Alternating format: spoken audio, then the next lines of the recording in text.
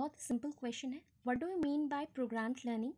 ठीक है, what do you mean by programmed learning, simple सा आएगा, या फिर define programmed learning. Only programmed learning 4 marks के क्वेश्चन में या 5 मार्क्स के क्वेश्चन में आ जाता है। 4 मार्क्स ये कुरुक्षेत्र के लिए बोल दी एंड 5 मार्क्स आपके लिए आता है, तो 1.5 पेज लिखना है। तो इसके कैरेक्टरिस्टिक्स हैं, इसके अगेन प्रोग्राम्ड लर्निंग किसने डिफाइन किया, डेफिनेशन है, मीनिंग है, तो 1.5 पेज हो जाएगा आराम से। तो ये पहला शॉर्ट क्वेश्चन है, डिफाइन प्रोग्राम्ड लर्निंग।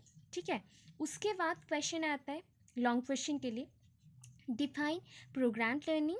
ठीक है, यहाँ पे एक क्वेश्चन हाफ पार्ट हो गया एंड हाफ पार्ट जो रहा मेंशन, वहाँ पे आ सकता है ऐसे, difference between linear programming and branching programming, ऐसे मेंशन हो सकता है। ठीक है, उसमें दोनों ही मेंशन करके लिखना है, तब आप मैथेटिक और नहीं लिखेंगे, मैथेटिक को मेंशन नहीं करेंगे। ठीक है, या फिर ऐसा क्वेश्चन आ सकता है, right about a program learning and also mention the mathetic types of programme learning, ऐसे क्वेश्चन आता है। तो लॉन्ग क्वेश्चन में भी आता है, शॉर्ट में भी आता है, ये करने से आपको दोनों मिलेंगे। ठीक है, अभी चलते हैं कि इसका टर्म्स किसने दिया, इसका मतलब क्या है क्या नहीं है।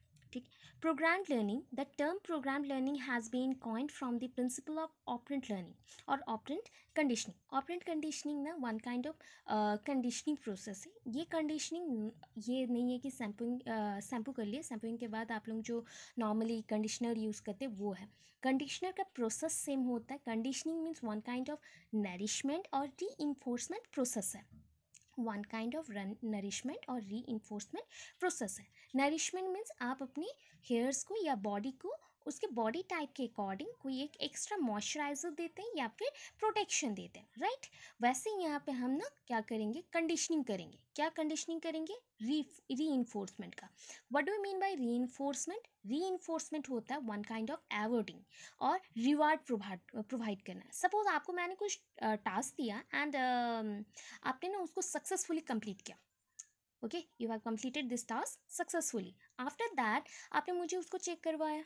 सो आपने जब चेक करवाया तो आपके परफॉर्मेंस के अकॉर्डिंग मैं आपको रिवार्डिंग करूँगी। येस, दैट्स वेरी गुड और वेरी नाइस, और अगर बहुत अच्छा हुआ एक्स्ट्रा ऑर्डिनरी और एक्सीलेंट, आउटस्टैंडिंग ऐसे होता है, या फिर बहुत ख़राब होता है वेरी पैथेटिक, वेरी पुअर, ऐसे हम मेंशन करते हैं ना। दीज आर वाइडली हम लोग यूज़ करते हैं जो क्लासरूम सेशंस में बहुत ही यूज़ होता है, हैवी अमाउंट्स में ये सारे वर्ड्स यूज़ होते हैं एंड ये वर्ड्स को ही हम डिफाइन करते हैं रीइंफोर्समेंट के पैटर्न्स बोल के।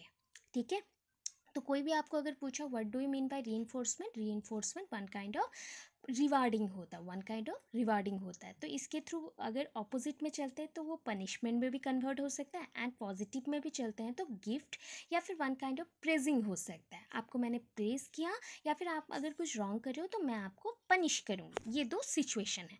तो ये कंडीशनिंग जो कंसेप्ट है ऑपरेंट कंडीशनिंग, ऑपरेंट मीन्स जहाँ पे आप ऑपरेशन करते हो, दैट मीन्स उस प्रोसेस को हम करेंगे, खुद के हाथों से कर रहे हैं, परफॉर्म कर रहे हैं, तो उसको बोला जाता है operant conditioning. And operant conditioning का जो कंसेप्ट है, ऑपरेंट लर्निंग और ऑपरेंट कंडीशनिंग, ये पहले किसने डिस्कवर किया, BF. Skinner.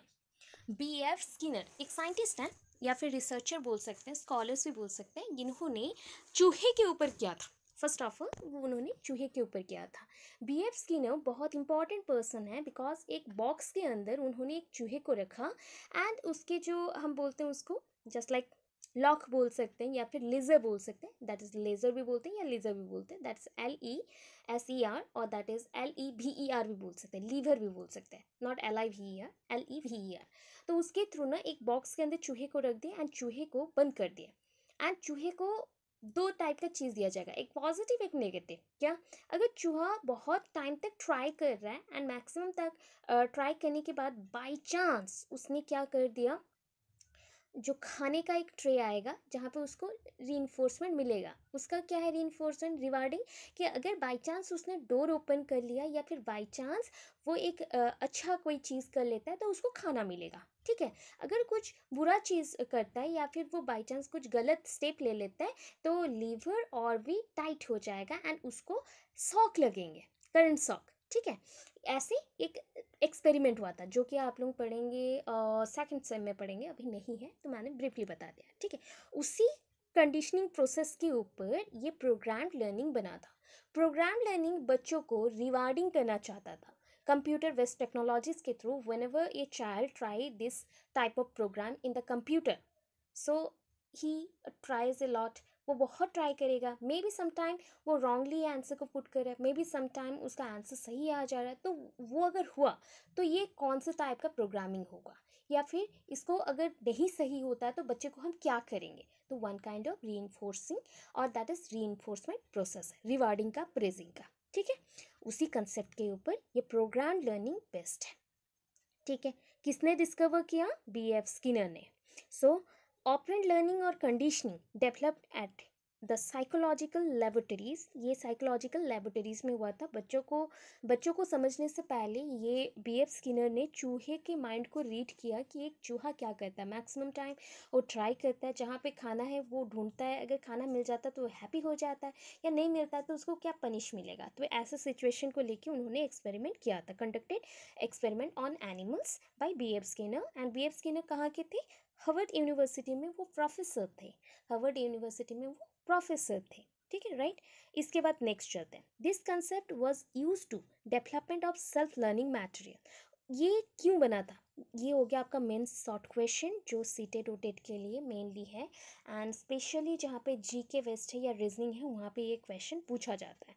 The concept was use to development of self learning material. Self learning material, खुद के पढ़ने के लिए जो मटेरियल हम बनाते हैं वो होता है program learning, because program learning में maximum time 90% learning by doing होता है, LD, that is a learning by doing, ठीक है। एंड इसको यूज़ किया जाता है लर्निंग टीचिंग में एज ए मशीन, ठीक है। अभी नेक्स्ट पॉइंट पे चलते हैं। B.F. Skinner and his companions, that is a companions means हो गया कोवर्कर या फिर कॉलिग्स बोल सकते हैं, जो उनके साथ वर्क करते थे वही है companions. Had first started programme learning, कब स्टार्ट हुआ, 1943 में ये स्टार्ट हो गया, ठीक है, राइट। B.F. स्किनर पब्लिश्ड ए पेपर, उन्होंने अपना एक्सपेरिमेंट पूरा किया तो एक पेपर में वो लिखेंगे, तो ये पेपर या फिर बोल सकते हैं ये आर्टिकल है, ठीक है। आर्टिकल पब्लिश्ड होता है ये तो आप जानते हैं। आर्टिकल, अगर कोई एक टॉपिक पे आपने एक्सपेरिमेंट किया उसके ऊपर आर्टिकल लिखा जाता है, उसको हम पेपर भी बोलते हैं, या फिर हम लोग नॉर्मली छोटा बुक बोल सकते हैं या मैगजीन टाइप का बोल सकते हैं जहाँ पे वो टोटली पब्लिश्ड हो जाता है।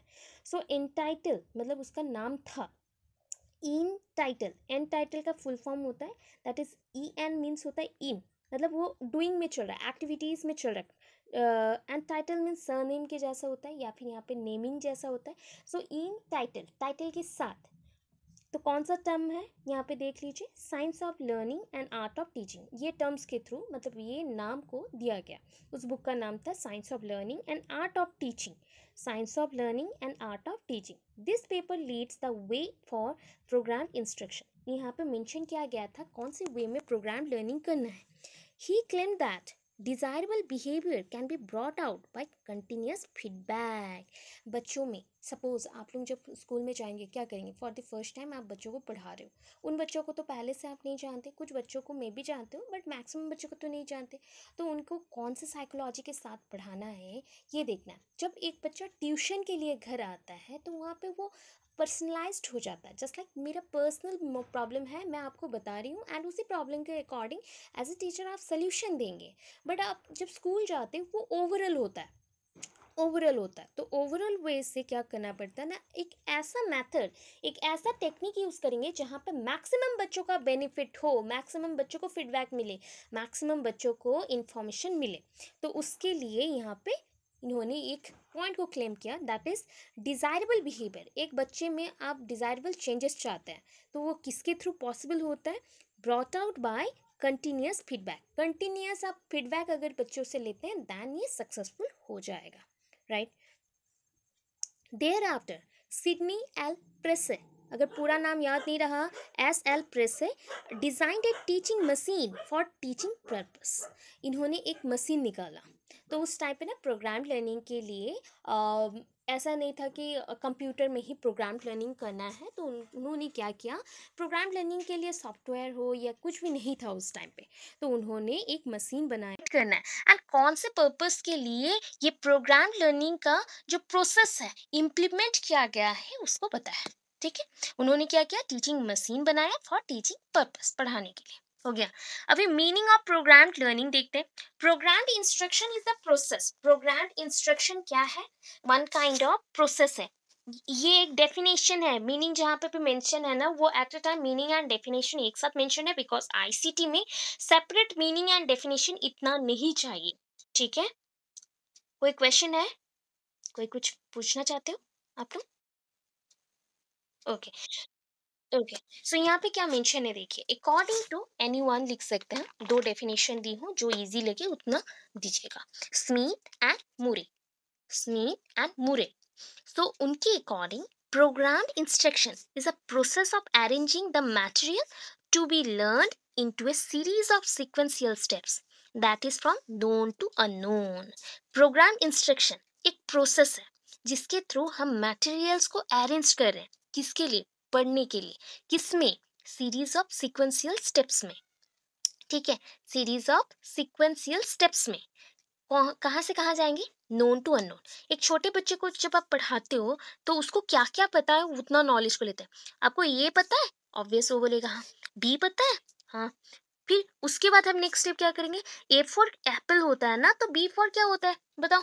अगर ये पता है तो सपोज मैंने एक स्टेटमेंट दिया, इट इज एन एप्पल, ये एक एप्पल है, तो आप बताओ ये ऐसे स्टेटमेंट, तो हम कहाँ से मूव किए, known to unknown, known to unknown, obvious हो गया।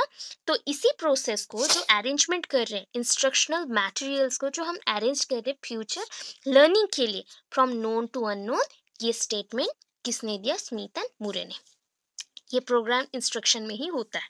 नेक्स्ट और एक है Susan Markle, according to Susan Markle, Susan, ठीक है, सुसैन है, Susan Markle, programme learning is a method of designing reproducible sequence of instructions or instructional events to produce measurable and consistent effect on behavior of each and every acceptable student। बहुत बड़ा हो गया तो पहले वाला easy लग रहा है उसको करिएगा, इसको मैं समझा दे रही हूँ। प्रोग्राम लर्निंग एक टाइप का क्या है, मेथड है, method of designing.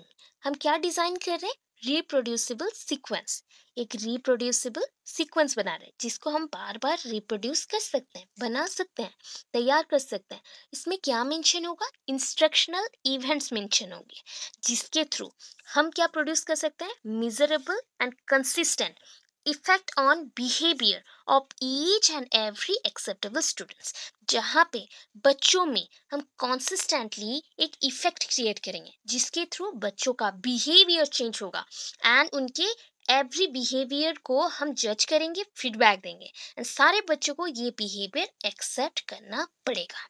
That is the programme learning according to Susan Markle. हो गया, ये थोड़ा हार्ड लगेगा आपको तो ऊपर वाला आप कर सकते हो, इजी है। अभी प्रिंसिपल्स देख लीजिए, इसको एक्सप्लेनेशन का कोई जरूरत नहीं है, ये इजी प्रोसेस है। That is principle of programme learning क्या क्या है, पहला principle, principles of small steps. आप कभी भी एक बच्चे को पढ़ाते हो ना, ये कंप्यूटर हो कि कोई भी सब्जेक्ट हो, तो हमें स्टार्टिंग से मूव करना पड़ता है, तो छोटे छोटे स्टेप वाइज हम करते हैं। एट ए टाइम एक बड़ा क्वेश्चन दे देते हैं और एट ए टाइम बोले कि एक डिफिकल्ट क्वेश्चन को सॉल्व करो तो बच्चा नहीं कर सकेगा, तो स्मॉल स्टेप्स में करना चाहिए। Number 2, principle of active response. अच्छा, अभी मैंने एक एग्जांपल दिया, बच्चों को ABCD पता है कि नहीं पूछ रहे हैं, उसके बाद नेक्स्टली वर्ड्स मेकिंग पूछ लिए कि वर्ड मेकिंग आता है कि नहीं, आफ्टर दैट सेंटेंस मेकिंग पूछ रहे हैं। तो इसके अकॉर्डिंग क्या समझे कि बच्चा यहाँ पे एक्टिव लर्नर है। ये कौन सा टाइप का प्रोसेस है बताइए, लर्नर सेंटर्ड। कौन सा है, learner centred. So active response यहाँ पे बच्चा शो करेगा, ठीक है। Third thing, principle of immediate response, principles of immediate response, बच्चा क्या करेगा, अगर इमीडिएट रेस्पॉन्स देगा तो इमीडिएट री होगा। पहले मैंने रेस्पॉन्स बोला, उसके अकॉर्डिंग री बोला। तो इमीडिएट रेस्पॉन्स जब होता है ना, सपोज आप में से ऐसे भी बच्चे होंगे, मैं कुछ क्वेश्चन पूछूं तो उसको आए ना आए तो वो आंसर देने को ट्राई करेगा, हाँ मुझे ये ऐसे पता है तो मैं आंसर दूंगी। सो मैंने जब आंसर दिया तो मे बी हो सकता है कि मेरा जो रीइंफोर्समेंट है, दैट मीन्स फीडबैक मिला, तो वो हो सकता है कि मैं 50-50% में हूँ, बट मुझे फिर भी एक कॉन्फिडेंस आया कि मैं बोल सकती हूँ, ठीक है। तो ये इमीडिएट रीइंफोर्समेंट है, इमीडिएट रिवार्डिंग, इमीडिएट प्रेजिंग और immediate one kind of feedback है, ठीक है। प्रिंसिपल ऑफ सेल्फ पेसिंग, आपको कौन सा स्टेप को कब करना है ये डिसाइड आप करेंगे। एज ए स्टूडेंट हम बच्चों के रिदम के अकॉर्डिंग चलेंगे। बच्चा का अभी मन नहीं है तो वो अभी नहीं पढ़ेगा, जितना भी मारपीट कर लो वो नहीं पढ़ेगा। बच्चे का मन है तो उसको बहुत सारा पढ़ाई दो, वो सब कुछ कंप्लीट करेगा। ये चीज जानते हैं, तो that is called the rhythm. हम अपने रिदम के अकॉर्डिंग स्टडी करते हैं, रिदम के अकॉर्डिंग हम अपना सारा वर्क करते हैं, जितना हमारा मूड होता है उसके अकॉर्डिंग चलता है, तो that is called self pacing. Principle of self evaluation, that is also one kind of feedback and self feedback बोल सकते हैं, फीडबैक प्रोसेस, जहाँ पे आप इवेलुएट खुद को ही करें कि मैं कितनी कॉन्फिडेंट हूँ, मैं कितनी आंसर दे सकती हूँ एक क्वेश्चन का। ये हो गया प्रिंसिपल टाइप्स। प्रिंसिपल के बाद ना अदर प्रिंसिपल्स हैं जो एक्स्ट्रा पॉइंट्स में आता है। इंडिविजुअलाइज इंस्ट्रक्शंस है यहाँ पे। ऑलवेज क्या होता है ना, इंडिविजुअलाइज्ड है, दैट मीन्स इंडिविजुअल के नीड के अकॉर्डिंग इंस्ट्रक्शंस मिलेंगे।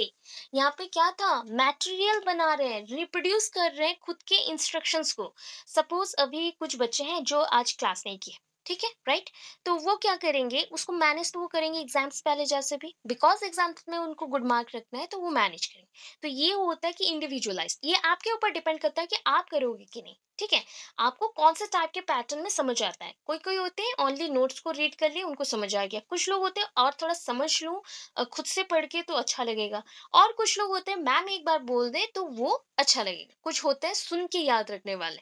तो मैक्सिमम टाइम ये क्या होता है, इंडिविजुअलाइज्ड इंस्ट्रक्शंस होते हैं, दैट इज इंस्ट्रक्शन जो कि मेड होगा फॉर इंडिविजुअल, ठीक है। पर्सन टू पर्सन ये वेरी करेगा। हो गया second point, that is a logical sequence of material, small steps, again logic के बेस्ड ये स्मॉल स्टेप्स पे चलेगा जो पॉइंट था। Then third, interaction between the learner and the programmed, programme thing और प्रोग्राम्ड ऑफ एनी कंसेप्ट आप mention कर सकते हैं, प्रोग्राम्ड है जो प्रोग्राम पहले से बनाए। कंप्यूटर में आप जानते हैं ऑलरेडी, आप लोग जब जाते हो कंप्यूटर सीखने के लिए ऑलरेडी कुछ प्रोग्राम ना बनाया हुआ रहता है, वो एक रिटन फॉर्म में रहेगा एंड उसको देख के आप वहाँ टाइप करते हैं एंड उसको एंटर जैसे ही करते हैं तो रन हो जाता है एंड उसका एक रिजल्ट आ जाता है। तो ये इंटरेक्शन है, कौन कौन वहाँ पे इन्वॉल्व होंगे, एक होता है प्रोग्राम जो आप टाइप करना चाहते हैं एंड आप खुद, that is a learner and the programmed. Next one, immediate knowledge of results, ठीक है। आप जो रिजल्ट आया उससे नॉलेज गेन कर सकते हैं इमीडिएटली। हाँ ऐसा होगा, ये प्रोग्राम को रन कर दी तो ऐसा आएगा रिजल्ट, ऐसा हो सकता है, उससे नॉलेज मिलेगा। ऑर्गेनाइज नेचर ऑफ नॉलेज, जो नॉलेज मिलेगा वो ऑर्गेनाइज्ड मैनर में है, दैट मीन्स जो चीज़ आपको खुद पता है उसके अकॉर्डिंग ही आप स्टेप वाइज मैनर पे चलेंगे, थोड़ा इजी देन थोड़ा moderate then difficult and so much difficulties, ऐसे करके हम प्रोसीड करेंगे। हमेशा हम एक ही टारगेट पॉइंट पे तो नहीं चलते, दैट इज डायरेक्ट गए एंड डिफिकल्ट में टच कर लिया, ऐसा नहीं है, जो इजी लग रहा है उससे स्टार्ट करेंगे। ये ऑर्गेनाइज्ड मैनर पे चला, ठीक है। नेक्स्ट पेज में आते हैं, learners own speed, that means the self pacing, ठीक है। देखो ऊपर जो पॉइंट्स है ना उसका इजी वर्जन ये है, अदर प्रिंसिपल में जो मेंशन है ना इजी वर्जन है, ये अगर याद नहीं रहा तो इसको आप मेंशन कर सकते हैं या दोनों को मेंशन कर सकते हैं, कोई प्रॉब्लम नहीं है। लर्नर्स ओन स्पीड, इंसान पढ़ने के लिए कुछ मैक्सिमम पर्सन्स हैं जो कि एवरेज में रह जाते हैं एंड वो कैसे पढ़ते हैं पता है, कुछ पर्सन्स हैं बुक खोलेंगे एंड उसको वन टाइम रीड करेंगे, फिर उसको लिखेंगे, फिर याद रखते हैं। कुछ पर्सन्स होते हैं ओनली वन टाइम रीड कर लिया, स्टोरी जैसा याद कर लिया, रिमेंबर कर लिया, खत्म। कुछ लोग होते हैं कि वन टाइम अच्छे से पढ़ लो, थोड़ा सा टाइम लगा के एंड इन्फॉर्मेशन पूरा गैदर करो, उसको शॉर्ट शॉर्ट जैसे मेंशन करके रखो अपनी कॉपी में एंड उसी को एग्जाम के टाइम पे फिर से ओवरलुक करके जाएंगे। तो ये होता है कि इंडिविजुअल्स का अपना एक रिदम रहता है तो उसके अकॉर्डिंग चलेगा। कांस्टेंट इवैल्यूएशन, खुद को आप कॉन्स्टेंटली सेल्फ इवैल्यूएट कर सकते हैं। अभी यूजेस, अगर प्रोग्राम लर्निंग का आपको यूजेस पूछा गया तो मैं ऑलरेडी मेंशन कर चुकी थी एलडी, दैट इज ये बच्चों में क्या लेके आता है, learning by doing, to help the students for learning by doing, learning by doing में हेल्प करेगा। To provide the situation to learn at his और हर ओन स्पीड, ये क्या करता है, बच्चों को अपने स्पीड के अकॉर्डिंग सिचुएशन देता है कि बच्चा अभी एक चीज समझ गया तो दूसरी चीज में जाएगा, उसको फिर समझेगा। तो यहाँ पे जो भी सिचुएशन है वो लर्नर्स के अकॉर्डिंग है, लर्नर्स खुद के स्पीड के अकॉर्डिंग उसको कंट्रोल कर सकते हैं एंड चल सकते हैं। To help student to learn without the presence of teacher, यहाँ पे कंप्यूटर में जब आप लर्न करते हैं तो वहाँ पे ऑलवेज का टीचर चाहिए नहीं, तब तो होने से ये हो जाता है कि मैक्सिमम अगर 50 पार्टिसिपेंट्स हैं और 50 स्टूडेंट्स हैं रनिंग करना चाहते हैं कंप्यूटर में एक प्रोग्राम को, तो ईच स्टूडेंट के लिए एक एक टीचर चाहिए, क्योंकि एट अ टाइम अगर सारे बच्चे कर रहे हैं तो उनको अगर इश्यूज होता है तो एक टीचर तो मूव नहीं कर पाएगा। तो ये चीज के लिए जब प्रोग्राम होता है ना, प्रोग्राम को एक रिटन फॉर्म में लिखा जाता है, वहां से देख के बच्चा पहले सीखता है, लिख के टाइप करता है, एंड उसके बाद वो रन करवाता है। तो इसमें टीचर्स नहीं चाहिए। वो रिजल्ट पूरा डायरेक्ट बाइनरी कोड के फॉर्म एनालिसिस होने के बाद वो रिजल्ट आ जाता है खुद पे स्क्रीन पे। ठीक है, तो यहाँ पे विदाउट टीचर बच्चे पढ़ सकते हैं, प्रोग्राम को लर्न कर सकते हैं। To present the matter in a logical manner, so जो भी मटेरियल है ना उसको लॉजिकल मैनर पे अरेंज करने के बाद हम सो कर सकते हैं। टू स्टडी हिमसेल्फ, वो खुद को पढ़ा रहा है, खुद को समझ रहा है कि वो कैसे कर सकता है। टू इवेलुएट हिमसेल्फ, खुद को इवेलुएट कर सकता है। टू कंपेयर हिज और her answer with the key, just like होता है ना, कभी आप एग्जाम देते हैं एंड उसका अगर ओएमआर सीट में आपने एग्जाम दिया तो पहले आंसर की आता है, देन स्कोरिंग की आता है, दोनों को कंपैरिजन करके आप देखते हैं पास हुए या फेल। बस ये सेम थिंग है। यहाँ पे पहले आप कुछ रन करवाए प्रोग्राम को, आफ्टर दैट एक आंसर मिला, वो आंसर वो आप अभी टीचर को पूछेंगे या टीचर मेंशन कर देंगे कि ऐसा कुछ रिजल्ट आएगा, तो आप चेक करेंगे दोनों को कंपेयर करके कि व्हिच वन इज बेस्ट, कौन सा बेस्ट आया या फिर कौन सा बहुत करेक्ट है। तो ये भी आप कर सकते हैं। इतना क्लियर है? ये सो नो? अच्छा, चलो अभी, चलो अभी ना टाइप्स पढ़ेंगे। ये हो गया, क्योंकि ये 4 मार्क का क्वेश्चन हमने अभी तक कंप्लीट किया। ठीक है? 4 मार्क्स का क्वेश्चन हम कंप्लीट कर चुके हैं। 4 मार्क्स बोल रही हूँ, मेरे माइंड में 4 मार्क्स घुस गए। ये 5 मार्क्स का है, सॉरी।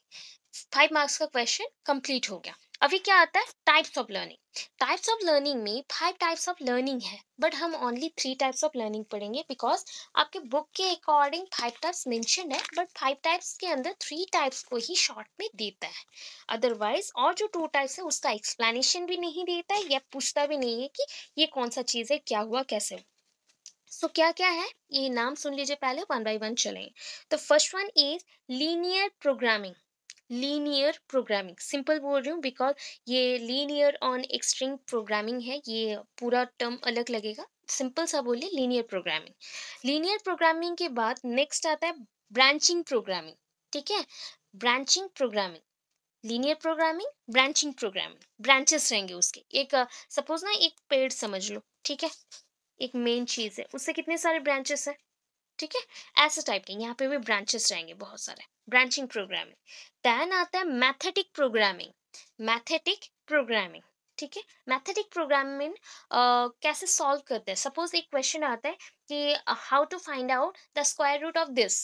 तो वहाँ पे जो स्टेप वाइज में हम चलते हैं ना, मूव करते हैं स्टेप वाइज मैनर पे, हम वन बाय वन को सिलेक्ट करते हैं कि first of all we select this segment और सेगमेंट ऑफ दिस पार्ट। हम ऐसे मेंशन करेंगे बिकॉज बहुत बड़ा नंबर है, उसमें से एक डिजिट का बोला गया स्क्वायर रूट निकालने के लिए। सो फर्स्ट ऑफ ऑल हमने ऐसे एनालाइज किया, उसके बाद ऐसे रूल्स या लॉजिक लगाया, उसके बाद सॉल्व किया, स्क्वायर रूटिंग किया, देन ये आ गया रिजल्ट। तो ऐसे जो प्रोसेस होता है वो मैथेटिक में होता है। मैथेटिक में जहाँ पे ना एडिटिंग होता है, रनिंग होता है, चेनिंग होता है, ये सारे प्रोसेसेस हैं। और दो पार्ट है जो कि आता नहीं है, तो वो मेंशन करते हैं computer assisted instruction, learner controlled instruction, और एक है रूलेज और egg rule system. That is मैंने आपको मेंशन किया था, रूल एक्स और एक्स रूल, मतलब हो गया आपका डिडक्टिव एंड इंडक्टिव प्रोसेस। तो ये सारा भी कंप्यूटर जो पढ़ रहे बच्चे वहाँ पे भी अप्लाई किया जाता है। तो लास्ट के जो 3 मैंने अभी मेंशन किए उसको लिखना ही नहीं है, ओनली आपको 3 पढ़ना है। ठीक है, 3 इंपॉर्टेंट है, 3 को पढ़ना है। सो फर्स्ट में चलते हैं लीनियर प्रोग्रामिंग। तो लीनियर प्रोग्रामिंग किसने डिस्कवर किया उसका थोड़ा सा इंट्रोडक्शन देंगे, डायग्रामेटिक देंगे, थोड़ा सा छोटा सा डायग्राम दिया, आपके बुक जैसा भी नहीं है, सिंपल सा डायग्राम है। देन उसके टाइप्स मेंशन है छोटे छोटे पॉइंट्स में, फीचर्स है, लिमिटेशंस है, इतना है। क्योंकि ये भी एक 5 मार्क्स के क्वेश्चन में आ सकते हैं, तो उसके अकॉर्डिंग आंसर्स है। अगर सपोज 5 मार्क के क्वेश्चन में भी आता है कि right about the linear programming, तो क्या करेंगे? फर्स्ट ऑफ ऑल थोड़ा सा ब्रीफ इंट्रोडक्शन देंगे प्रोग्राम लर्निंग का, उसके यूजेस को लिख लीजिएगा, और कुछ नहीं चाहिए, यूजेस लिख लीजिएगा। आफ्टर दैट वहाँ पे मेंशन करेगा types of programming. Types of programming में 3 जो मैंने मेंशन करने को बोला, जो इंपॉर्टेंट है 3 मेंशन करेगा, उसमें से 1 को पिक करिए जो कि लीनियर प्रोग्रामिंग आपके क्वेश्चन में हो, तो उसको अंडरलाइन करिए, अगेन उसको लिखिए। तो 1.5 पेज में पूरा ओवरऑल 2 पेज करके करिएगा, 2 पेज में कंप्लीट हो जाएगा, ठीक है। आपके ऊपर ना क्वेश्चन के ऊपर हाँ, क्वेश्चन पे ऊपर मेंशन रहेगा ब्रैकेट में कि 1.5 पेज में शॉर्ट क्वेश्चंस लिखना है। तो ऑलवेज क्या करें ना, 1.5 से थोड़ा सा ज़्यादा लिख के रहे, तो उसमें अगर थोड़ा बहुत गलत भी होता है एक्स्ट्रा की जगह पे मार्क्स मिल जाएगा। तो 2 पेजेस करके काउंट करिएगा। सब बोलेंगे 1.5 पेज, बट आप लिखिए 2 पेज। 2 पेज लिखने से जहाँ पे अगर गलत भी होता है तो एक्स्ट्रा पॉइंट्स अगर आप लिखे हैं तो वहाँ पे मैनेज हो जाएगा, मार्क्स आ जाएगा। तो ऐसे करना है, ठीक है। सो linear programming this was developed by BF Skinner and his associates, मतलब उसके कॉलीग्स और कंपेनियंस जो भी थे वो सब मिलके के लिए बीएफ स्किनर एंड कोवर्कर्स ने मिलके ये सिस्टम बनाया। In this method, the subject method will be divided into very small steps. पूरे स्टेप्स को यहाँ पे ही बताएंगे क्या क्या है। पहले तो यहाँ पे क्या किया गया ना, सब्जेक्ट मेथड, जो भी सब्जेक्ट मेथड है जिसको हमें लर्न करना है उसको ना छोटे छोटे पार्ट्स में डिवाइड कर दिया गया या फिर स्मॉल स्टेप्स में डिवाइड कर दिया गया। एंड ईच स्मॉल पार्ट को हमने क्या मेंशन किया, फ्रेम। क्या बोल दिया, frame, which is called as frame. In each frame the student to do something, यहाँ पे बोला क्या कि स्टूडेंट कुछ करेंगे, यहाँ पे सीखेंगे। After giving the answer for the question immediately he can check whether his answer is correct और रॉन्ग। यहाँ पे बच्चे एक क्वेश्चन का आंसर देने के बाद सपोज फ्रेम 1 में वो आंसर दे दिए, तो उसमें कुछ उन्होंने रॉन्ग कर दिया, तो नेक्स्टली वो क्या करेंगे, अगर रॉन्ग कर दिया तो उसका प्रोसेस भी अलग है, अगर सही हो जाता है तो नेक्स्ट फ्रेम को जाएंगे, नेक्स्ट क्वेश्चन को मूव करेंगे, तो वो सिस्टम है। तो यहाँ पे देखिए डायग्रामेटिक उसी चीज को बताया गया, क्या है मेंशन किया गया। ये जो F1 मेंशन है, this is the frame, frame 1, frame 2, frame 3, frame 4, frame 5, frame 6। Suppose subject method है, तो subject method divided into 6 parts, ठीक है, 6 part, F1, F2, F3, F4, F5, F6, ठीक है, ऐसे डिवाइड हो गया। अभी सब्जेक्ट मैथड में फर्स्ट क्वेश्चन यहाँ पे है, that is the question number 1, question number 2, question number 3, question number 4, 5 then 6 हो गया। अभी बच्चा क्वेश्चन 1 को करेक्ट कर लेता है, करेक्ट कर लिया तो वो कहाँ मूव करेगा, क्वेश्चन 2 को, अगर वहाँ करेक्ट कर देता अगेन ऐसे वो प्रोसीड करते रहेगा, जितना वो मैक्सिमम आंसर करेक्ट करेगा वो प्रोसीड करते रहेगा। And that is called linear. Linear means होता है एक सीक्वेंस में रहना, तो ये एक सीक्वेंस में है, लीनियर फॉर्म में है, एक ही रास्ते पे चल रहे हैं, ब्रांचेस बिल्कुल ही नहीं है, तो it is called linear programming, ठीक है। अभी इसका देखते हैं क्या है। तो टाइप्स ऑफ लीनियर प्रोग्रामिंग क्या है, टाइप्स मतलब इसमें हम कौन से फ्रेम्स को रख सकते हैं। तो पहले तो रखेंगे कंस्ट्रक्ट रेस्पॉन्स, रेस्पॉन्स जिससे कंस्ट्रक्ट हो ऐसे फ्रेम को रखेंगे। देन मल्टीपल चॉइस वाला एक रहेगा, कन्वेंशनल चेनिंग रहेगा। कन्वेंशनल चेनिंग मीन्स सपोज मैंने कुछ क्वेश्चन पूछा एंड आपने लॉजिक लगा के कुछ आंसर दिया, तो उस प्रोसेस को बोलते हैं conventional चेनिंग। Skip linear, skip linear में क्या होता है कि आप कोई भी एक फ्रेम को इम्पोर्टेंस नहीं देके स्किप कर सकते, जस्ट लाइक केबीसी में ये होता है, क्वेश्चन पूछते हैं एग्जामिनेशन की टाइप का ही क्वेश्चन वहाँ पे भी होता है। एग्जामिनेशन में क्या होता है ना, आप क्वेश्चन को स्किप नहीं कर सकते, एंड केबीसी में क्या होता है ना, सपोज आपने एक लिमिट तक पहुंच गए हैं उसके बाद एक क्वेश्चन नहीं दे पाए तो दूसरा क्वेश्चन आपका एज ए पास आ जाएगा। तो एज ए पास मतलब हमने पास दिया कि और एक क्वेश्चन को स्किप करो या फिर ऑप्शन को चेंज करो, ऐसा कुछ, तो उसमें हम बोलते हैं स्किप लर्निंग, स्किप लर्निंग और स्किप लीनियर। स्किप लर्निंग भी बोला जाता है या फिर स्किप लीनियर बोलते हैं, that means skip linear learning, skip linear learning, so shortcut बोलते हैं एसएलएल, एसएलएल, ठीक है। नेक्स्ट आता है क्राइटेरियन फ्रेम्स। क्राइटेरियन फ्रेम्स होता है जो कि एक क्राइटेरिया के बेस्ट पे फ्रेम बनाया जाए, दैट मीन्स सपोज आपको मैं कोई एक आईटी बेस्ड कुछ सिखाना चाहती हूँ, तो वो आईटी का कुछ एक टॉपिक रहेगा, उसी टॉपिक के बेस्ट ही फ्रेम्स बनेंगे। तो यहाँ पे क्राइटेरिया हो गया कि बच्चों को इस क्राइटेरिया के बेस्ट पे डेवलपमेंट कराना है, इसलिए ये फ्रेम चाहिए, तो that is called the criterion frames. Egg rule, यहाँ पे एग रोल बन जाएगा, तो एग रूल मीन्स वही आपका एक्स रूल है, एक्स रूल, ठीक है। अच्छा, एग रूल है दैट मीन्स एग्जाम्पल पहले देन रूल के बाद जाएंगे, ठीक है, एग्जाम्पल पहले लेंगे उसके बाद रूल्स के पास जाएंगे, रूल्स को सीखेंगे। तो ये कौन सा सिस्टम है, deductive inductive, deductive inductive, clear करें। अच्छा, इंडक्टिव, डिडक्टिव में क्या होता है, डिड्यूस करते हैं, इंडक्टिव में इंड्यूस करते हैं, राइट। सो डिडक्टिव में हम क्या करते हैं, ये देखिए पहले क्लियर करते हैं उसको, हम सिंपल वे में समझते हैं। Deductive, inductive, okay. So deductive है ना ऐसा चीज, सपोज आपको बहुत सारे पॉइंट्स पता है, ठीक है, बट आप स्पेसिफिक पॉइंट पे जाना चाहते हैं, तो बहुत सारा पॉइंट जब पता रहता है तो that is called the general idea. जब आप जनरल आइडिया कैरी कर चुके हैं तो आपको बहुत मल्टीपल पॉइंट्स तक पहुंचना है, छोटे छोटे पॉइंट्स तक जाएंगे क्लेरिफिकेशन के साथ, तो दैट इज कॉल्ड, अब मल्टीपल एरिया से, सॉरी, छोटे एरिया से मल्टीपल एरियाज को गए, general idea to specific idea. तो G2S, G2S, general to specific, that is called, क्या हो जाएगा, डिडक्शन। डिडक्शन, बड़ा चीज से छोटे को जा रहे हो, बड़े रोड से छोटे पॉइंट पे गए, तो that is called general to specific, deduction. Deduction means minus करना। इंडक्शन क्या होगा, इसका ऑपोजिट चलेंगे, इंडक्शन में तब क्या हो जाएगा, ऑपोजिट हो गया, तो ऑपोजिट क्या बोलेंगे, जनरल टू स्पेसिफिक था डिडक्शन, ऑपोजिट बोलिए। हाँ, specific to general, that means हम छोटे छोटे लाइन से बड़े लाइन को जाएंगे। तो छोटे छोटे लाइन से बड़े लाइन को कैसे जाते हैं, छोटे बच्चों को पहले एग्जाम्पल्स देते हैं, ठीक है, एग्जाम्पल्स के बाद कहाँ जाते हैं हम लोग, बड़े पॉइंट को जाते हैं, ठीक है, एग्जाम्पल्स के बाद हम बड़े पॉइंट को जाते हैं। तो ये कौन सा सिस्टम है, डिडक्टिव है कि इंडक्टिव है, पहला वाला, एग्जाम्पल्स दे दी, देन रूल के पास गई, पहला वाला डिडक्टिव है, इंडक्टिव में क्या हो जाएगा तब,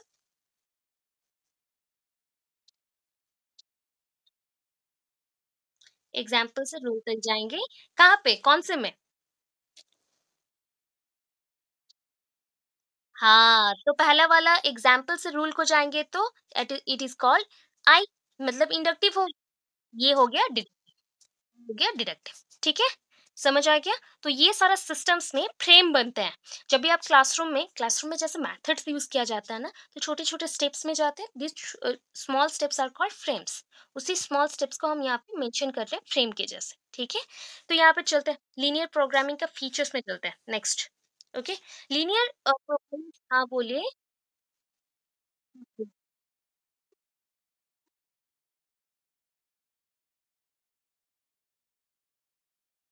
नहीं, नहीं, ईज़ी रहेगा ना, ईज़ी रहेगा, नहीं तो मेरे एग्ज़ाम एग्ज़ाम में क्या आया था पता है?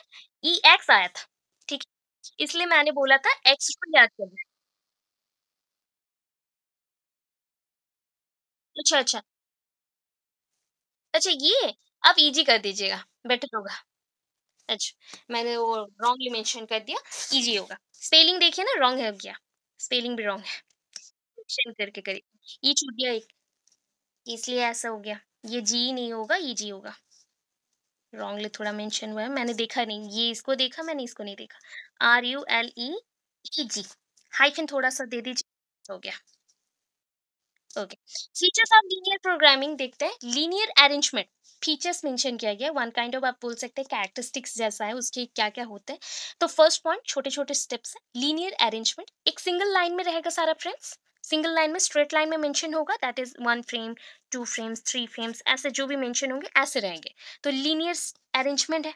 स्मॉल स्टेप्स में है, छोटे-छोटे पार्ट्स में हम डिवाइड करते हैं, कोई भी डिफिकल्ट प्रॉब्लम्स आ जाए उसको छोटे-छोटे पार्ट्स में डिवाइड कर दो। थर्ड में क्या है, कंट्रोल्ड रेस्पॉन्सेस, कंट्रोल्ड रेस्पॉन्सेस, आप एज ए टीचर उस फ्रेम्स के रेस्पॉन्स को जानते हैं, बच्चा कितने लिमिट तक उसका आंसर दे सकता है आप जानते हैं, तो उस अकॉर्डिंग सिंपल टू डिफिकल्ट में जाएंगे, मतलब easy to difficult, easy to difficult और सिंपल टू हार्ड, ऐसे में जाएंगे। एक्टिव रेस्पॉन्डिंग, ऐसा फ्रेमिंग करेंगे हम जिसमें बच्चा एक्टिव रेस्पॉन्डिंग हो, दैट मीन्स एक्टिव रेस्पॉन्सर हो, जो कि रेस्पॉन्स दे, फटाफट से रेस्पॉन्स दे। नेक्स्टली क्या है, इमीडिएट फीडबैक, देन प्रॉम्प्टिंग। अगर कुछ बच्चों को आता नहीं है ना, तब हम यहाँ पे रिमीडियल टीचिंग नहीं डाल रहे, because remedial teaching branching programming में होता है, इसमें नहीं होता। तो यहाँ पे प्रॉम्प्टिंग है, प्रॉम्प्टिंग, जस्ट लाइक मुझे नहीं आ रहा है तो हम लोग बोलते हैं ना, थोड़ा थोड़ा याद आ रहा है, कोई कुछ बता देता तो याद आ जाएगा। तो जैसे कि हाँ बताओ, ऐसे चलेगा, हम लोग जो बोलते हैं ना एक्स्ट्रा, हाँ हो रहा है, बोलो कुछ रिलेटेबल ऐसे थिंग्स, हम लोग उसको याद दिलाते हैं कि वो बोलते हैं आंसर, तो that is called prompting. Then self pacing, ये अगेन खुद से पेस्ट कर सकते हैं आप, दैट मीन्स आपके अकॉर्डिंग, रिदम के अकॉर्डिंग आप आंसर दे सकते हैं। सिंपल मैकेनिज्म, सिंपल प्रोसेस में होता है, कोई भी क्रिटिकल नहीं है, ब्रांचिंग नहीं है, अगर नहीं होता है तो वहाँ पे आप रुक सकते हैं, ऐसा है। मिनिमम लेवल में एरर्स आते हैं, मैक्सिमम एरर्स नहीं आते। हो गया। अभी देखिए नेक्स्ट लिमिटेशंस क्या है, अभी आएगा इसका डिसएडवांटेज। लिमिटेशंस में डिसएडवांटेज, लैक ऑफ मोटिवेशन, कभी कभी बच्चे मोटिवेटेड होने की जगह पे डिमोटिवेटेड हो जाता है, बिकॉज इतना इजी इजी क्वेश्चन आता है, तो जो बच्चे बहुत ही 90% 95% रिजल्ट लाते हैं, उनको अगर इस फ्रेम में डाल दे तो उनका वीकनेसेस बढ़ जाएंगे उनमें। ठीक है, और जो बच्चे कम पढ़ते हैं तो वो तो एक्टिव रेस्पॉन्सिव बन जाएंगे, बट जिनका बहुत अच्छा रिजल्ट होता है उनके लिए फ्रेमिंग नहीं है। नो फ्रीडम ऑफ चॉइस, बच्चे खुद से चॉइस नहीं कर सकते। No development of discrimination power, कोई भी पॉइंट को, कोई भी फ्रेमिंग को आपको अगर गलत लगता है, तो बच्चे भी होते हैं ना कुछ कुछ, सपोज एक टीचर ने कुछ गलत पढ़वा दिया, बाई चांस माइंड में निकल गया, तो क्या होता है, कुछ बच्चे होते हैं कि वहाँ पे वो क्वेश्चन आस्क करते हैं कि मैम ऐसा होगा क्या, ये प्रॉब्लम ऐसे होना चाहिए था मेरे अकॉर्डिंग। तो वहाँ पे कुछ टीचर्स रहते हैं ना, अगर वो थिंक करते हैं उनसे कुछ गलत नहीं हो सकता, एंड वो आके बच्चे को मारने लगता है। तो ये सिस्टम लीनियर प्रोग्रामिंग में ही होता है कि टीचर यहाँ पे अलाउ ही नहीं करता है बच्चों को कि वो यहाँ पे डिस्क्रिमिनेशन करे कि नहीं ये चीज़ सही है, ये चीज़ सही नहीं है, ये डिस्क्रिमिनेशन का पावर उनके पास नहीं है। नो स्टूडेंट सेंटर्ड, ये स्टूडेंट सेंटर्ड बिल्कुल नहीं है। No specific role of teacher, यहाँ पे टीचर का रोल भी स्पेसिफाइड नहीं किया गया है। Difficulty in finding background, background finding के लिए प्रॉब्लम होता है, कौन से चीज के बेसिस पे ये चल रहा है वो भी पता नहीं है, तो इतने सारे इश्यूज हैं। ठीक है, ये फर्स्ट पार्ट गया, दैट इज लीनियर प्रोग्रामिंग खत्म हो गया। अभी सेकंड पार्ट आते हैं जो कि ब्रांचिंग प्रोग्रामिंग। तो ब्रांचिंग प्रोग्रामिंग्स में सारे कुछ ब्रांच में रहेंगे, दैट इज यहाँ पे रेमेडियल टीचिंग भी है। रेमेडियल टीचिंग होता है, सपोज ऐसे जब भी मिनिमम यहाँ पे स्कूल्स में वो ट्राई किया गया है, जो कि इंग्लिश मीडियम और पब्लिक स्कूल्स होते हैं जहाँ पे बच्चों को पढ़ाया जाता है। बाई चांस एक बच्चा अगर अच्छा रिजल्ट नहीं करता है, परफॉर्म नहीं करता है, देन उसको सेपरेट रखा जाता है एंड उसको एक्स्ट्रा टाइम दिया जाता है कि क्यों उसको ये चीज़ पता नहीं है। उसके अगर डाउट्स हैं उसको क्लियर किया जाएगा, अगेन उसको पढ़ाया जाएगा उसके पेस के अकॉर्डिंग, मीन्स उसके माइंड के रिदम के अकॉर्डिंग कितना वो एक्सेप्ट कर रहा है, उसके बाद फिर से उसको न्यू फ्रेमिंग में हम डालेंगे। ठीक है, क्लास वाइज वो वैसे ही वही क्लास पे रहा, बट उसको हम एक्स्ट्रा टाइम देंगे, एक्स्ट्रा प्रिपरेशन करवाएंगे, इसके लिए रेडी करवाएंगे। जस्ट लाइक मूवी में आप देखो तारे जमीन पे सेम चीज किया गया, बच्चे का माइंड पे कुछ अलग अलग चीजें चल रही थी एंड उसको समझ नहीं आ रहा था, दैन एक ऐसा टीचर मिले जो कि उसको मॉडिफाई कर दे, बिल्ड किए, तो वो हो गया one kind of remedial teaching, जिसके थ्रू उसका माइंड एंड पूरा उसके दिमाग में जो जो चल रहा था सब कुछ करेक्ट हो गया एंड वो अपने नॉर्मल लाइफ में फिर से वापस आ गया। ये कभी कभी जरूरत पड़ता है। सो ब्रांचिंग प्रोग्रामिंग जो है ना, फर्स्ट टाइम किसने डिस्कवर किया था, देखिए आप शॉर्टकट में बोल सकते हैं N A Crowder, that is Crowder. ठीक है, Crowder. So Norman A Crowder, Crowder बोल सकते हैं या फिर क्राउडर बोल सकते हैं। क्राउडर बोलने से आपके एग्जाम के टाइम पे लिखने में प्रॉब्लम होगा, आप डब्ल्यू छोड़ देंगे, तो क्राउडर बोले, थोड़ा ओ करके लिखिए, क्राउडर। ठीक है, Norman A Crowder 1960 and it was called as intrinsic program. Intrinsic, intrinsic कब होता है पता है, एक्सट्रिंसिक होता है जब आपके बॉडी के बाहर से ही कुछ चीजें किया जाए, आपको बॉडी के बाहर से ही सिखाया जाए एंड वो आप समझे कि नहीं समझे उसके ऊपर हम ज्यादा ध्यान नहीं दें, तो वो होता है एक्सट्रिंसिक। जब बॉडी की इनर वे से आपको नॉलेज मिलती है या फिर आपको समझ आता है, आप खुद को फील करते हो कि आप नॉलेजेबल हो, that is called the intrinsic. Extrinsic, intrinsic.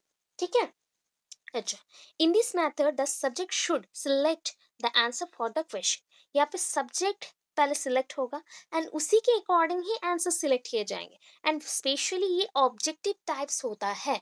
Pattern wise आप जो भी यूज करेंगे वो ऑब्जेक्टिव बेस्ड पे होना चाहिए, जो भी सब्जेक्ट होगा उसका मैटेरियल वो क्या होना चाहिए, ऑब्जेक्टिव बेस्ड होना चाहिए। If subject's answer is correct he will lead to the next.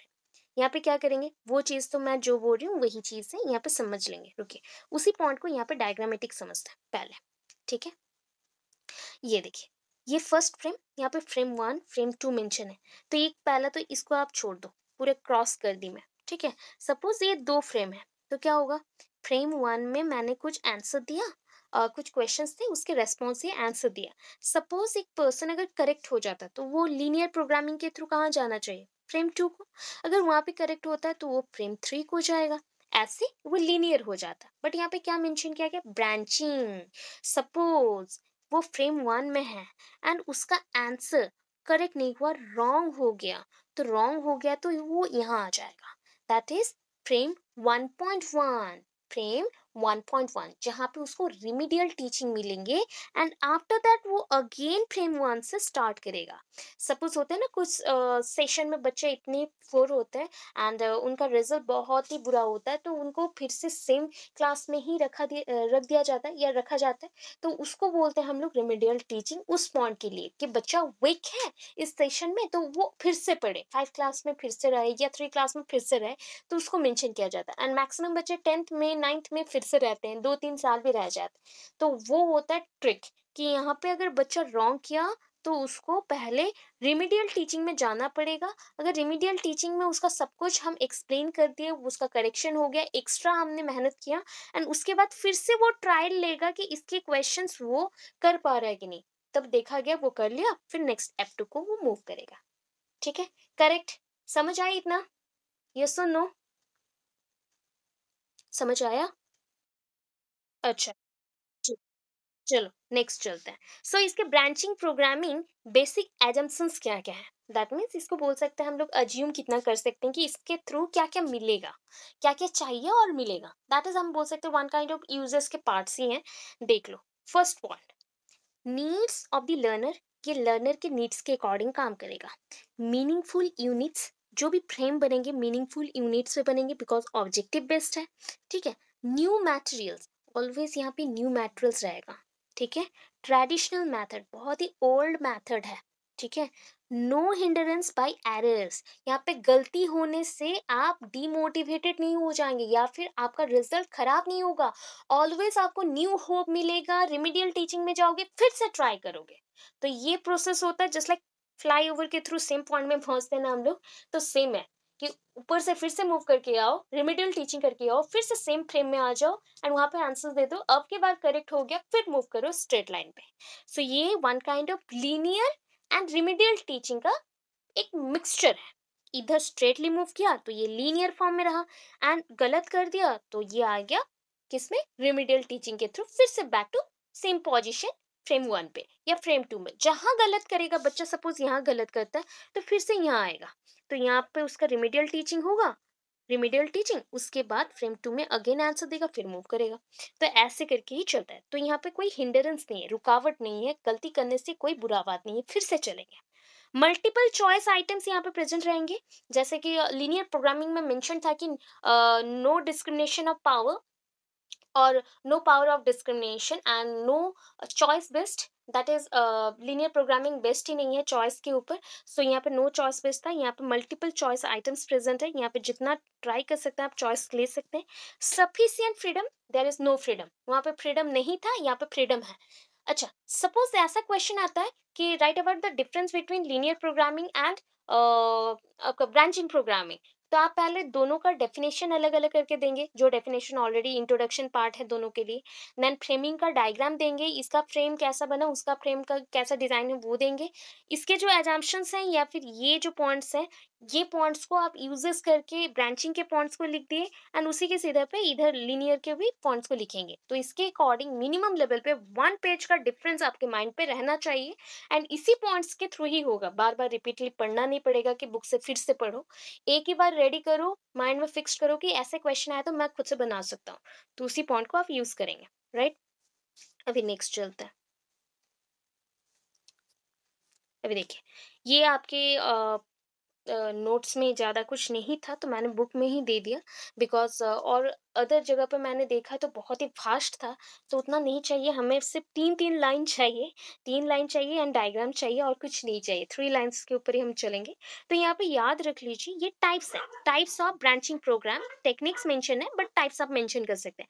Types of branching program, there is 2 types of branching program. यहाँ पे जब ब्रांचिंग बोलते हैं ना, इसको हम ब्रांचिंग को, मैंने अभी क्या मेंशन किया कि एक ब्रांचिंग प्रोग्राम में BP equals to linear program plus remedial teaching, remedial teaching. ठीक है, तो क्या मेंशन हो गया, फॉर्मूला भी याद रखिए, BP equals to L plus R T, BP equals to L plus R T. ठीक है। सो ब्रांचिंग प्रोग्राम में अगेन टू पार्ट्स है। टू पार्ट्स क्या है? Backward chaining, forward chaining. Backward chaining means हम पीछे जा सकते फिर से। सपोज आप गाड़ी चला रहे हैं, गाड़ी को आप पीछे कर सकते हो क्या? हाँ, आप किसको पीछे कर सकते हो? कार को पीछे कर सकते हैं, कोई भी फोर व्हीलर्स है उसको पीछे कर सकते हैं। साइकिल को एंड आप जो स्कूटी है उसको आप कभी भी फिर से पीछे नहीं कर सकते। आप जिस पॉइंट पे वहीं रुक जाएंगे बट पीछे नहीं कर सकते, हम बैक नहीं कर पाते। तो इसके अकॉर्डिंग आप एग्जाम्पल्स याद रख सकते हैं अपने माइंड पे, जो भी फोर व्हीलर्स है उसका। एंड फॉरवर्ड चेनिंग में क्या होता है? ऑलवेज आप आगे की तरफ मूव करेंगे, जो कि हो गया टू व्हीलर्स। टू व्हीलर्स है उसका एग्जाम्पल याद रखेंगे, याद करने के लिए टर्म्स को। उसी के अकॉर्डिंग फ्रेमिंग का स्ट्रक्चर बनेगा अभी। तो यहाँ पे देखते हैं, the learners goes from first frame to the second frame only if he makes a correct response. If he makes an error, he is led to a remedial frame where he is given some more help in understanding the concept. समझ आ गया? यहाँ पे क्या है, मैं diagram के through समझाती हूँ आपको। सपोज देखिए यहाँ पे 4 फ्रेम है। पहले आप रिमीडियल फ्रेम्स को छोड़ दो, ठीक है। पहले क्या समझेंगे? दैट इज ये लीनियर फ्रेम्स है।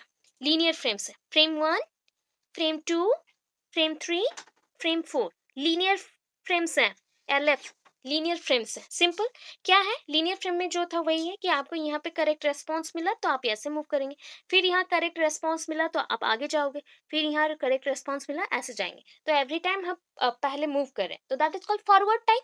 आगे की तरफ मूव करते हो तो इसको क्या बोलते हैं? फॉरवर्ड। बट हमने बट लगाया, बट इफ क्या हुआ? इफ अगर आप इसमें कलर थोड़ा चेंज कर लेते हैं, समझ आ जाएगा।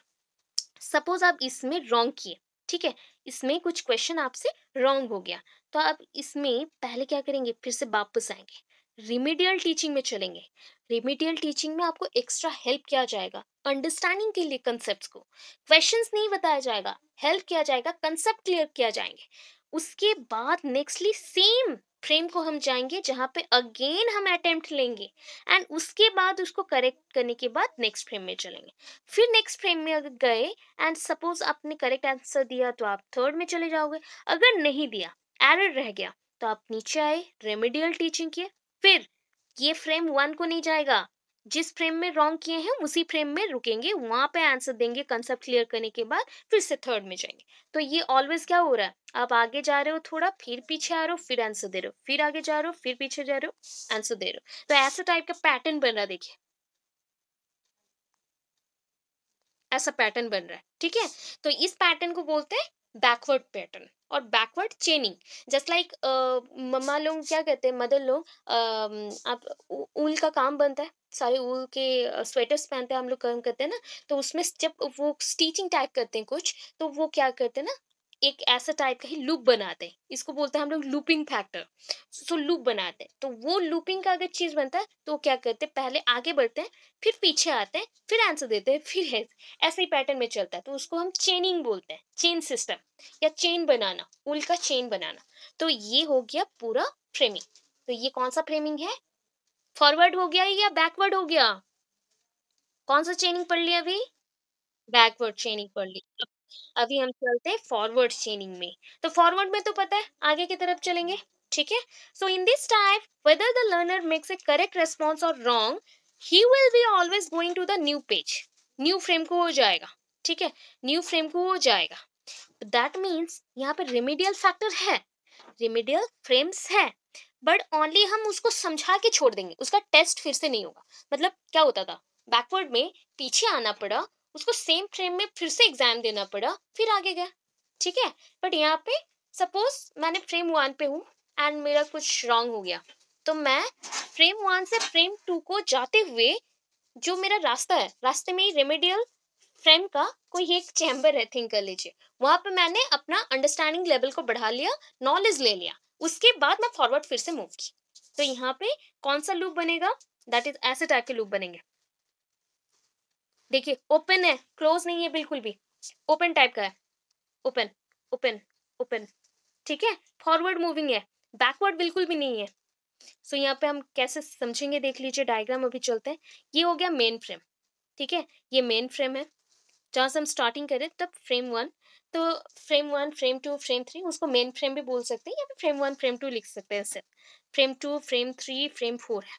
अभी देखो फ्रेम 1 में अगर सपोज कुछ रॉन्ग होता है, मैं अगर रॉन्ग कर दी तो फ्रेम 2 में जाऊंगी, बट बीच में रास्ते में थोड़ा सा मैं पॉज ले लूंगी एंड वहाँ पे मैं अपना remedial teaching that is RF remedial frame में चली गई, यहाँ पर टीचिंग ले लिया, अंडरस्टैंडेबल थिंकिंग आ गया, नॉलेज बढ़ गया, फ्रेम 2 को चली गई। एग्जाम देना नहीं है, अगेन क्वेश्चन को सॉल्व नहीं करना है, बैक करके क्वेश्चन सॉल्व करके नहीं जाना है, ओनली समझना है एंड चलना है, आगे चलना है, ठीक है।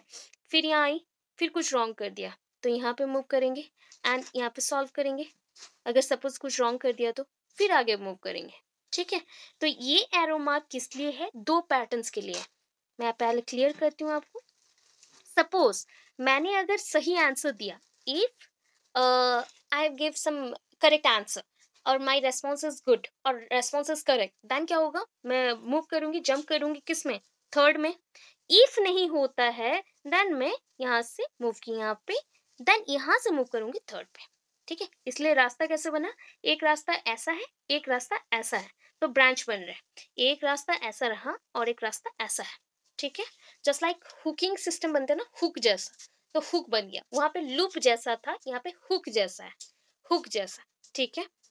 ओके, नेक्स्ट को चलते हैं। इसके भी अगेन एडवांटेज डिसएडवांटेजेस हैं, जो है समझते हैं। फीचर्स क्या क्या हैं देखिए, वही पॉइंट्स ऑलरेडी पढ़ चुके हैं। Based on traditional tutorial method, पहले के टाइम पे वही करते थे, अभी भी ट्यूशंस में वही करते हैं। 2 टाइप के पैटर्न में ही पढ़ाया जाता है। सपोज बच्चा का एग्जाम है कल एंड बच्चों को समझ कुछ नहीं आ रहा है, तो उसको सिर्फ हम अंडरस्टैंडिंग लेवल तक पढ़ाते हैं एंड उसको समझा के छोड़ देते हैं, वो खुद पढ़ता है फिर आगे मूव करता है, कल डायरेक्ट जाके वो एग्जाम देगा। बट अगर उसका एग्जाम्स नहीं है एंड अभी भी 2-3 मंथ्स बाकी एग्जाम्स के लिए, तो उसको क्या करेंगे, सपोज उसको पढ़ा दिए, उसके बाद नेक्स्ट डे आएगा, वो नेक्स्ट डे उसको क्वेश्चन पूछा गया, वो नहीं बता पाया, फिर से वो आंसर देगा, रेमेडियल टीचिंग फिर से समझाया गया यहाँ पे एंड फिर से उसको आंसर देना पड़ेगा, देन वो फिर से मूव करेगा आगे की तरफ।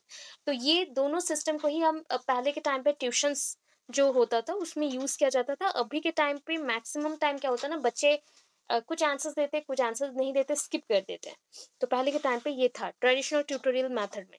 लार्जर फ्रेम्स, यहाँ पे बहुत बड़े बड़े फ्रेम्स हैं, मल्टीपल चॉइस क्वेश्चंस आएगा, अलर्टनेस ऑफ लर्नर, यहाँ पे बहुत ही बच्चे एक्टिव रहेंगे, ऑलवेज उनको ना अच्छे से सुनना है। देखिए ये फ्रेम में मैं पढ़ रही हूँ एंड मैंने क्वेश्चन को समझा, क्वेश्चन समझ के मैंने आंसर दिया, मेरा आंसर रॉन्ग हुआ तो मुझे फिर से टीचिंग में ही जाना है ना, रेमेडियल टीचिंग और रेमेडियल फ्रेम में, जहाँ पे मुझे सब कुछ समझाया जाएगा, उसके बाद फिर से मैं आंसर दूंगी।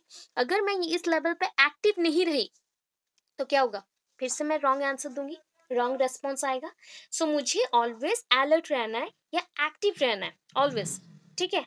इजियर टू डेवलप फ्रेम्स, यहाँ पे फ्रेम्स बनाना थोड़ा इजी होता है क्योंकि ऑब्जेक्टिव बेस्ड है। टीचिंग एंड इंस्ट्रक्शंस यहाँ पे दे सकते हैं बच्चों को इसके through.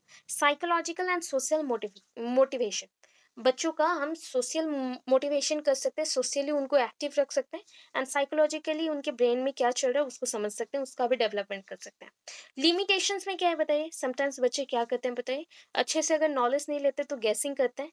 Difficulty in multiple choice question, suppose कभी कभी बच्चे पढ़े नहीं होते तो डिफिकल्ट हो जाता है मल्टीपल चॉइस क्वेश्चन भी। Difficulty in arranging and branching programs, कौन से सब्जेक्ट को कौन से प्रोग्राम में डालना है, ब्रांचिंग का भी अगेन फॉरवर्ड है, बैकवर्ड है, तो उसके अकॉर्डिंग कौन सा डाले, ये थोड़ा प्रॉब्लम होता है।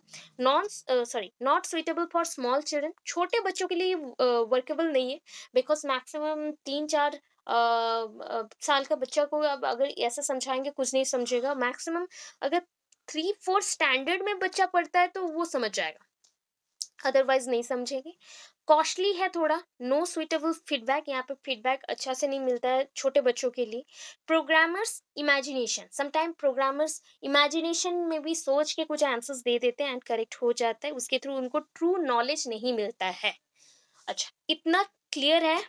येस और नो, और एक पॉइंट है इसलिए पूछ रही हूँ, और 1-2 पेज है जो कि खत्म करके जाएंगे। ओके, चलो लास्ट आए, ठीक है। आपको टेंशन लेने की बात नहीं है क्योंकि एग्जाम में लीनियर एंड ब्रांचिंग तक ही आता है, ठीक है। मैथेटिक कभी नहीं आता, अगर आया भी, अगर लॉन्ग क्वेश्चन में आता है दोनों सब कुछ मिला के आएगा, तो मैथेटिक को शॉर्टली मेंशन करेंगे, छोड़ देंगे, ठीक है। तो यहाँ पे मैथेटिक्स में चलते हैं, नॉट मैथमेटिक्स, ये मैथेटिक्स है, मैथेटिक्स, ठीक है। मैथेटिक्स जो ये वर्ड है mathetics is derive from the Greek word, एक ग्रीक वर्ड से आया मैथीन। कौन सा वर्ड है? Mathein. which means to learn, जिसका मतलब है हम लर्न करेंगे। बहुत इजी है। आप जब लर्निंग के अकॉर्डिंग कुछ मेंशन करें ना, वहाँ पे भी इसको मेंशन कर सकते हैं कि लर्निंग का जो टर्म है दैट मीन्स वो एक मैथीन वर्ड से आया है। मैथीन मीन्स होता है लर्न करना, ऐसे मेंशन कर सकते हैं। Thomas F Gilbert, Thomas F. Gilbert 1962 is the originator of concept mathematics. मैथेटिक्स के ओरिजिनेटर कौन है, या फिर राइटर बोल सकते हो उस चीज का, या फिर इस टर्म को किसने डिवाइस किया या फिर इंट्रोड्यूस किया, that is F Gilbert. T F Gilbert mention कर दीजिएगा, इतना बड़ा नाम याद नहीं रखना है। वहाँ पे जैसे नॉर्मन ए क्राउडर था, that is N A Crowder mention किया, वैसे T F Gilbert. According to him, उनके अकॉर्डिंग क्या है, मैथेटिक्स इज द सिस्टमैटिक, रुकिए नेक्स्ट पेज चलते हैं, is the systematic application of reinforcement theory to the analysis and construction of complex behaviour. यहाँ पे मेंशन है repertories, that is a repertories, repert and tories को एक साथ मिलाओ, रिपार्टोरीज मिलेगा। Repertories usually known as subject matter, mastery, knowledge and skills. तो यहाँ पे हम क्या करें ना, कंटिन्यूअसली बच्चों में अप्लाई कर रहे रीइंफोर्समेंट थ्योरी, कंटिन्यूअसली बच्चों में सिस्टमैटिक वे में हम क्या करें, अप्लाई करें। एप्लीकेशन मीन्स क्या है, अप्लाई करना, to apply reinforcement theory to analysis, उनको एनालाइज करने के लिए, एंड कंस्ट्रक्ट करने के लिए complex behaviour repertoires. That means उनके अंदर जो डिजायरेबल पॉइंट्स हैं, कॉम्प्लेक्स पॉइंट्स हैं, कितने पॉइंट तक कॉम्प्लेक्स वाइज वो समझ सकते हैं, उसको हम डेवलप करें। यूजुअली किस लिए, सब्जेक्ट मैटर में मास्टरी गेन कर सके। जब आप लोग मास्टर्स करो या पीजी करो, क्या करो, और डिटेल्ड अपने डिफिकल्ट लेवल तक पहुंचते हैं, तभी ये सब यूज होता है, नॉलेज गेन करने के लिए या फिर स्किल्स गेन करने के लिए, राइट। अभी नेक्स्ट देखते हैं यूनिक फीचर्स क्या क्या है। यहाँ पे टास्क एनालिसिस के ऊपर ही बहुत ज़्यादा ही फोकस दिया गया है, टास्क एनालिसिस करना, अच्छे से समझना, यही है। So task analysis is the important feature of mathetics. The success of task analysis depends to a great extent on the adequacy and reliability of data। आपका टास्क कितना इजीली आप एनालिसिस कर सकते हैं। सपोज आपको एक कंसेप्ट मैंने पूरा समझा दिया एंड उसके बाद बोला कि इस चीज़ को आप अपने वे से प्रेजेंट करें, तो अभी इजी लगेगा, या फिर मैं आपको कुछ नहीं समझाऊं एंड दे दूं एंड बोलूं कि आप लिख लो, तो वो इजी लगेगा। ऑब्वियसली जो आप सुने हैं समझे उसको हम जल्दी से लिख सकते हैं, बिकॉज एनालिसिस हमारा कंप्लीट हो गया है।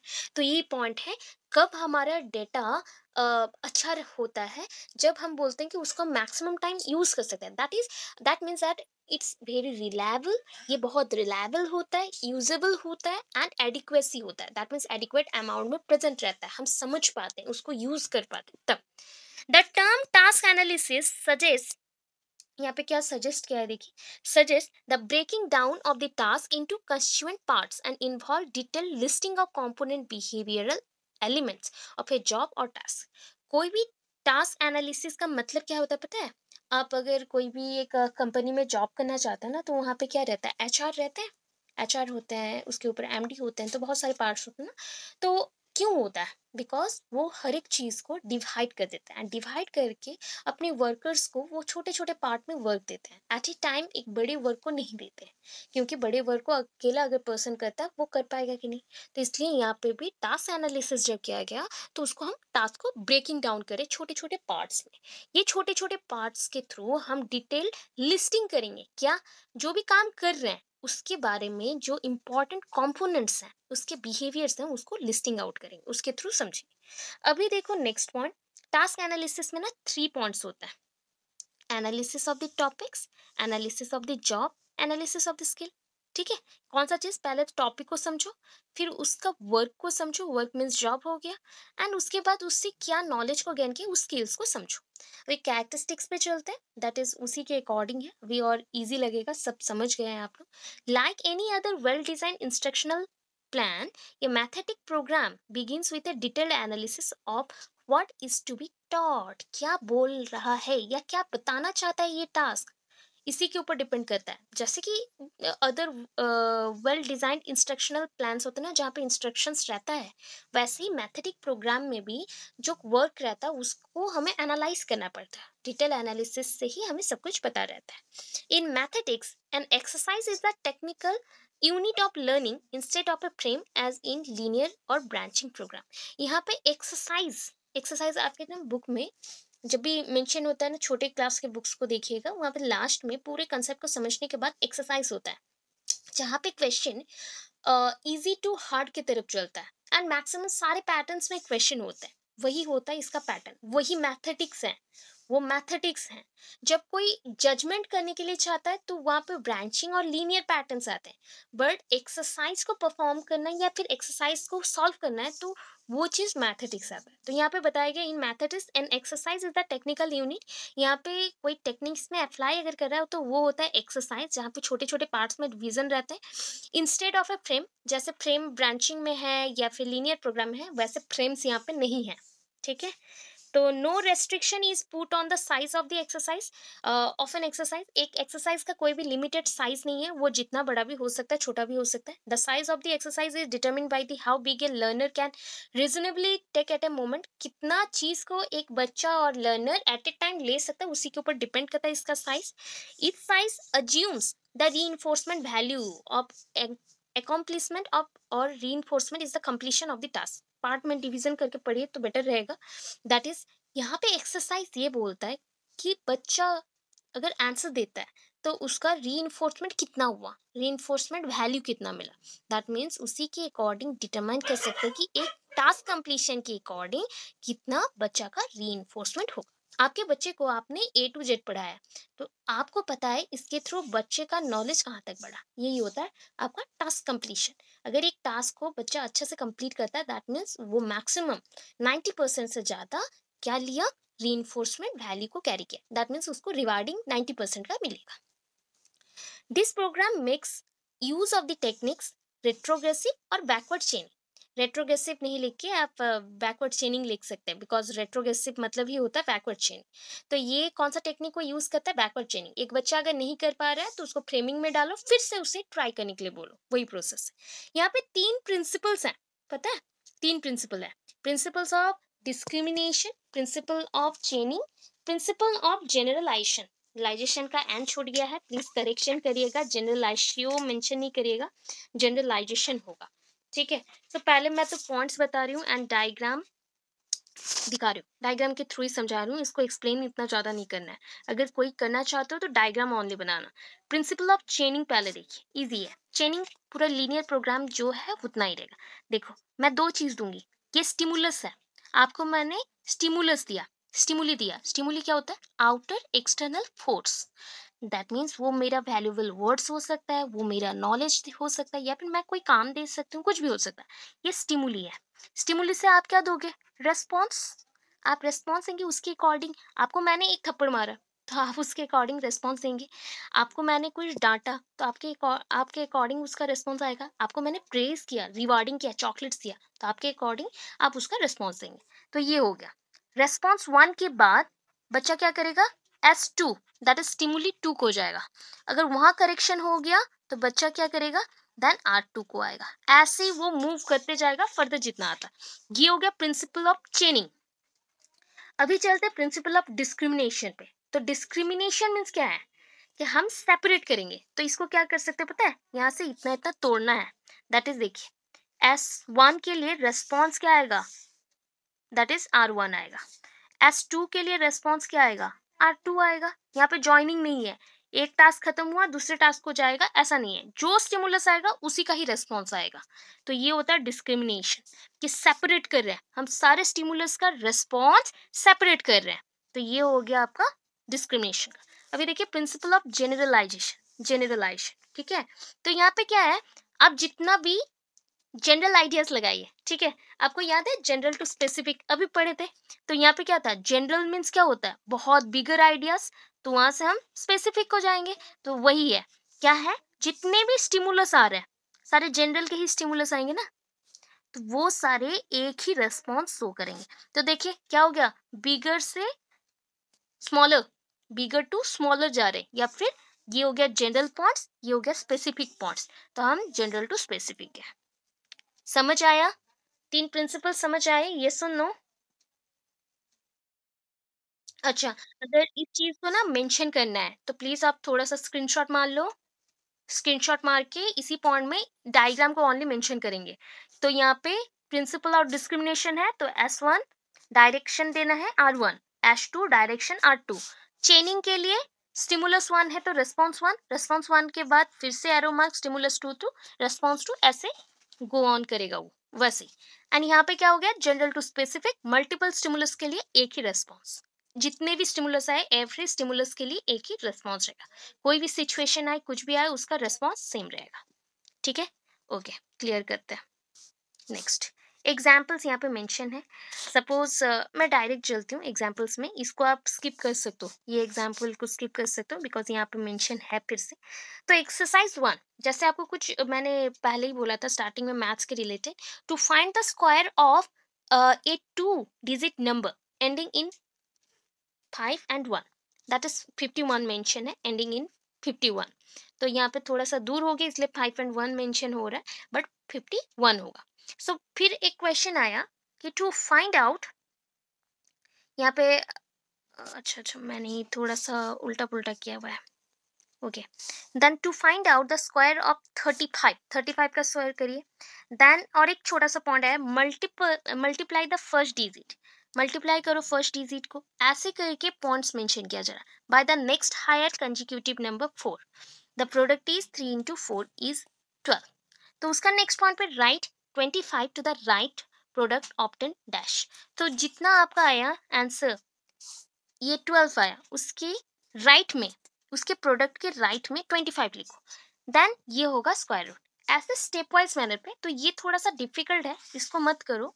इसको क्या करेंगे ना, इंग्लिश के टॉपिक के अकॉर्डिंग छोटा सा ले जाएंगे। ठीक है, सपोज आपको बोलना है कि मेक ए सेंटेंस और right an essay about a cow.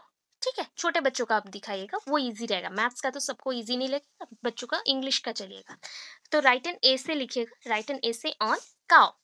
ठीक है, उसके अकॉर्डिंग पहला आप क्या मेंशन करेंगे, इंट्रोडक्शन। जैसे आप लोग लॉन्ग क्वेश्चन मेंशन करते हैं वही पॉइंट है, इंट्रोडक्शन लिखेंगे।